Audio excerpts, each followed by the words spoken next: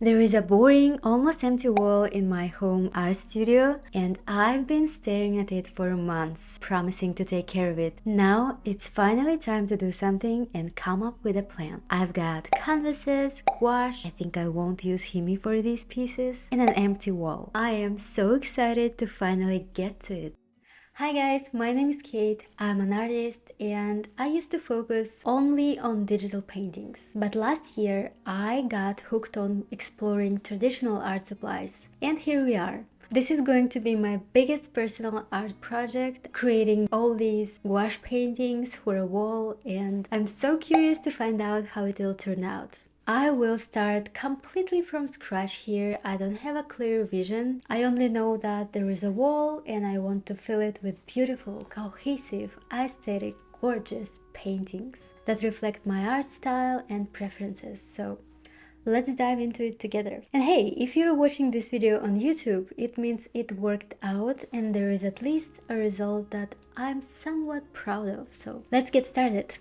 The first thing I'm going to do is break it down into steps so the process doesn't feel overwhelming. All I have to do is stick to a plan. Arrange the canvases on the wall, brainstorm subjects to paint, an idea that ties up all the pieces together, paint, hang them on the wall, and hopefully enjoy the result. For the layout, I took photos of what I have here and combined them in Procreate. I came up with 4 options and decided to take some time to choose one.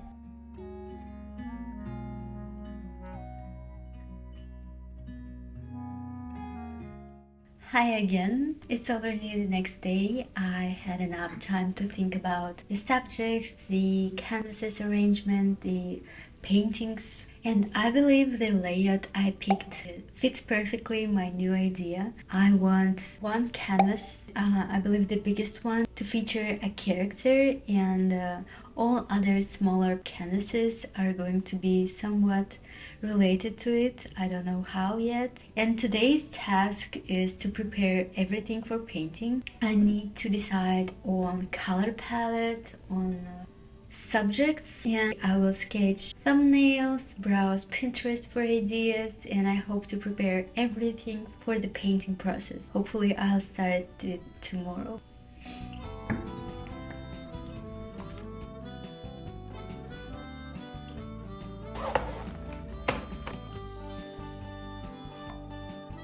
I started my brainstorming by matching each canvas size with a possible idea. There are 8 pieces in total, so I just wrote down everything that came to my mind. Pinterest, by the way, can sometimes be a good jumping off point to spark imagination. When I thought of an artist character holding a brush and painting, I immediately decided to take photos of myself to use as references because I had a specific pose in mind, and finding the exact one on Pinterest would take me too long. By the way, if you like the video, please give it a thumbs up and consider subscribing for more art-related content. Thank you!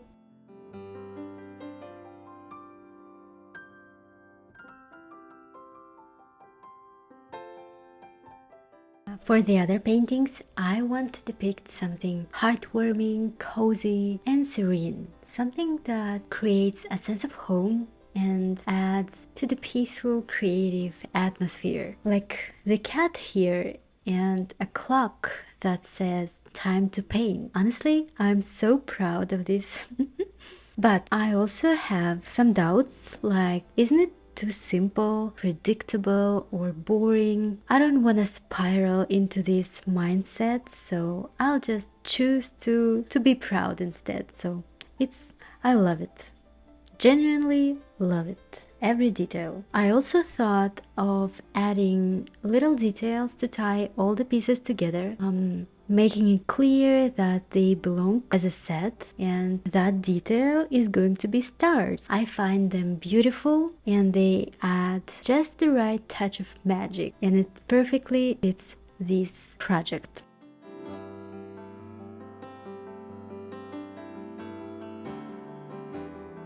As for the color palette, I decided to pick blue as a leading prevailing color, then add some orange and pink to balance the temperature, and also I want some tiny touches of red to ensure brightness. I want clean, vivid colors. To be ready for the painting process, I took the sketch very seriously. I drew it on paper and then I refined it digitally.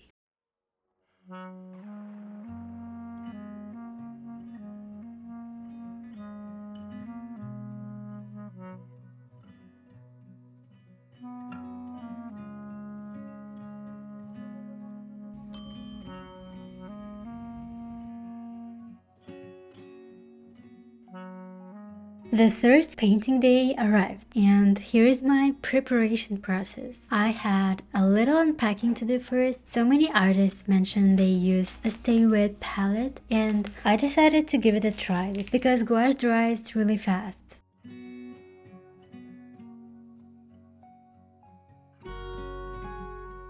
I quickly sketched the same design again and moved on to color. I tried to stick with my previously planned color palette, and the challenge was keeping the colors relatively light, which required a lot of white paint. I guess I need to order another tube because it goes away pretty fast. White paint desaturates colors, but that was the goal: a subdued, gentle, soft palette.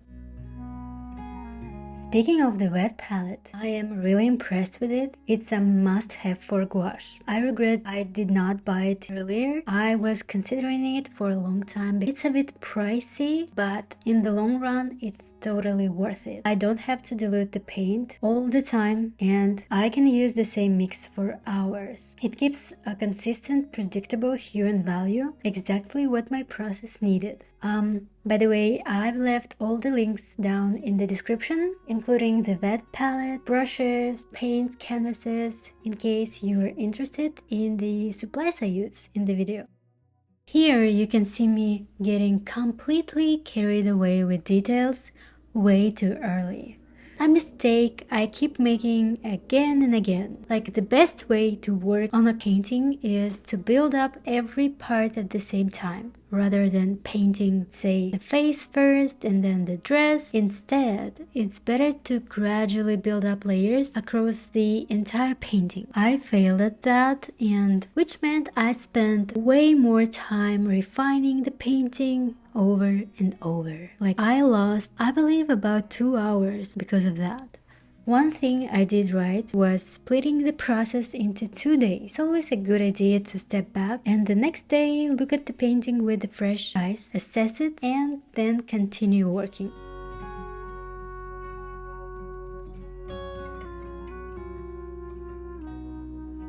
Actually, I didn't plan her to look like me. I wanted to copy the pose from my reference, but not the features. And now I think she kinda looks like me. Do you like the painting? I am not sure yet, and I believe I will probably do some amends later. I don't know. Like, for now, it's finished.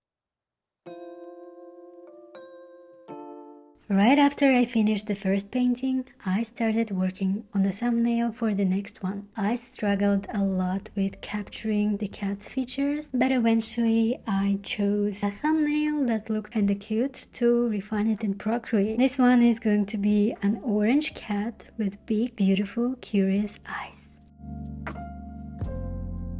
I am wondering why sketching digitally for a traditional painting feels like cheating. I guess I have some beliefs that if you want to paint something with actual paints, your process has to be fully traditional, but that's simply not true. Artists use so many tricks to speed up the process, and that's totally fine.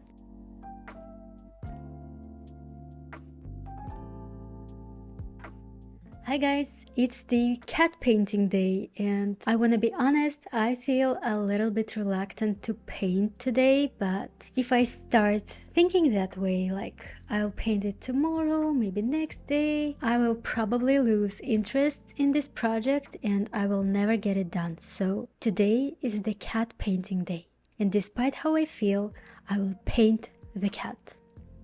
Let's get started.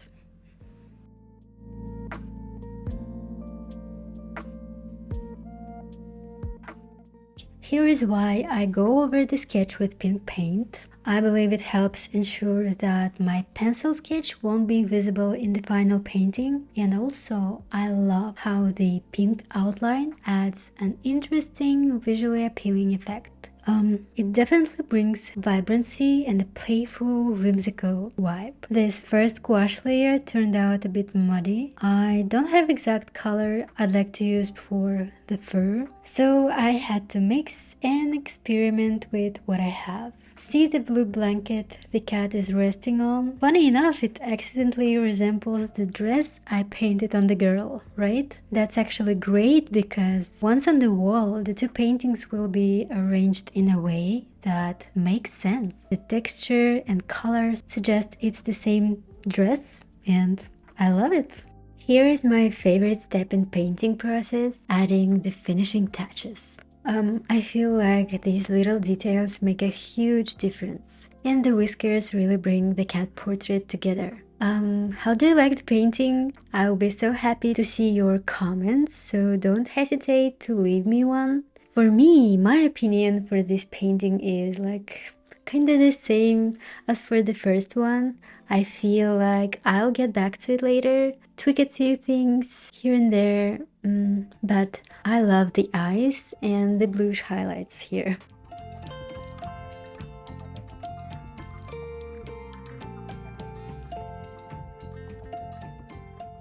Alright, it's time for painting number 3. A sketchbook, a cup of tea, and paint tubes. The perfect artist setup. Unless you tend to dip brushes in your drinks instead of water. If I have a chance to use my own references, I go for it. That was a quick preparation, and this time I skipped the sketching part and jumped straight into painting on canvas. For this piece, I kept repeating to myself like a mantra, clean colors. Clean colors. I either need to dedicate more time to improving my color mixing or just buy more color tubes. Colors get muddy so easily.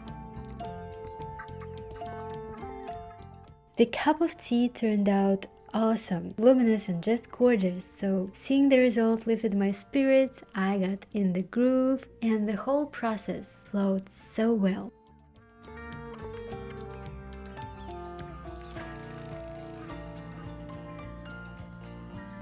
This is 8 by 10 inches size canvas, and I feared that this size or smaller work for me. Somehow I feel more comfortable with little paintings. I have no idea why, but probably I'll focus more on little paintings in the future. The process brings me more joy, and actually my mantra worked, and this painting is my favorite so far. I love how I showcased metallic tubes, and the whole painting gives a strong sense of lighting and just looks lovely. Clean, vivid and lovely. Yeah, you agree?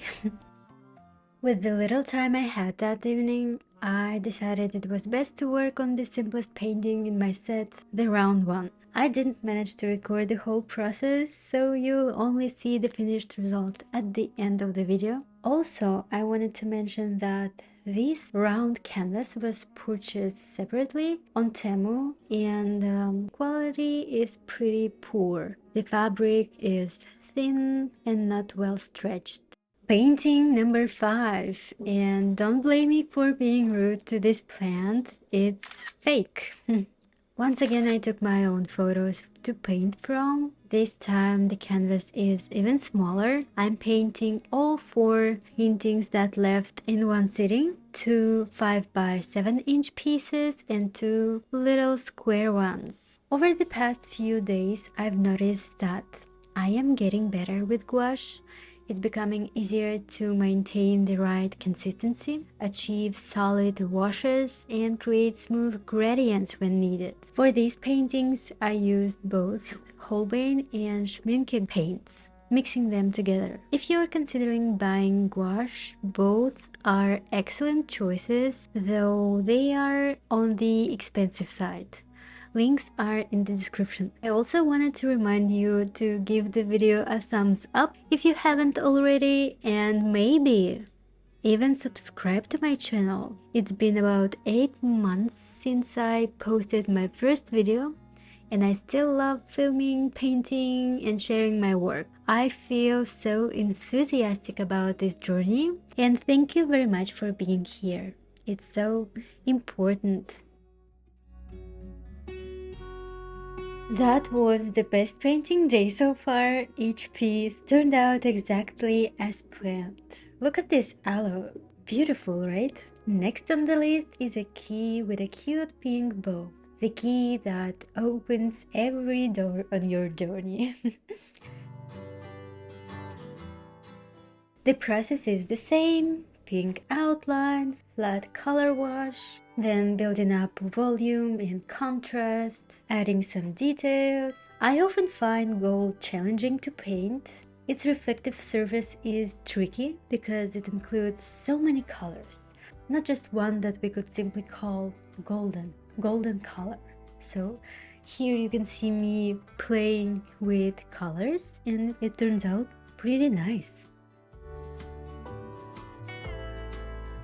Adding stars, of course.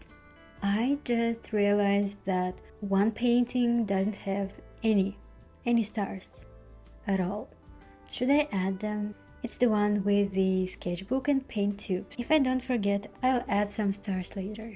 This got me thinking about how different it is to work on a project just for fun, like this one, where I am decorating my own wall, versus working with clients. I definitely wouldn't have forgotten about the stars if these paintings were for customers. By the way, I paint digital portraits for clients, and I love that. Also, I love that I get to do both, creating for fun and for people.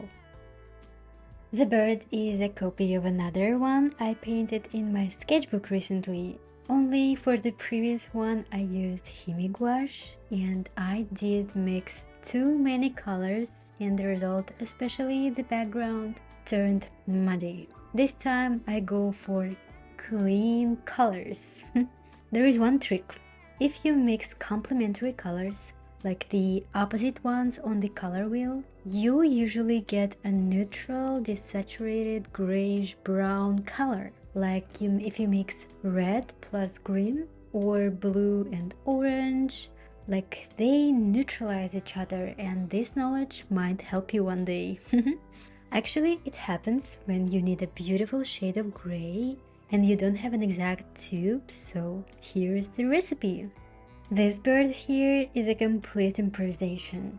I use the reference, but if I show it to you, you won't find them look alike. I can almost say I painted it from imagination.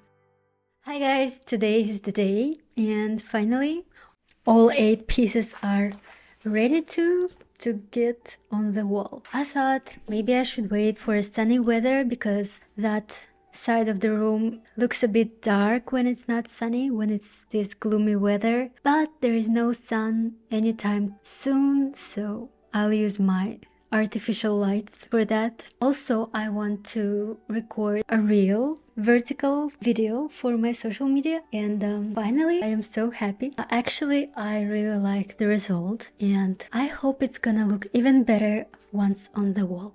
Setting up the light, I only have one softbox, and I'm sure there are better ways to do it, something I will probably learn later. To hang the paintings, I'm using these sticky strips. They are seriously heavy duty. I use them for a mirror, and trust me, the mirror is heavy.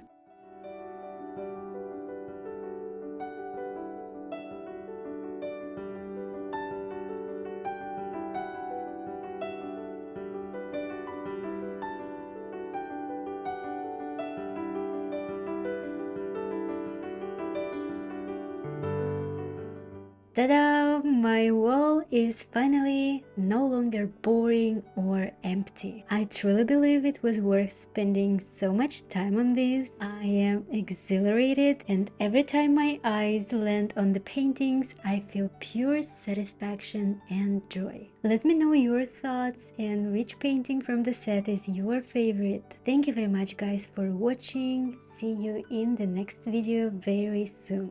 Bye bye.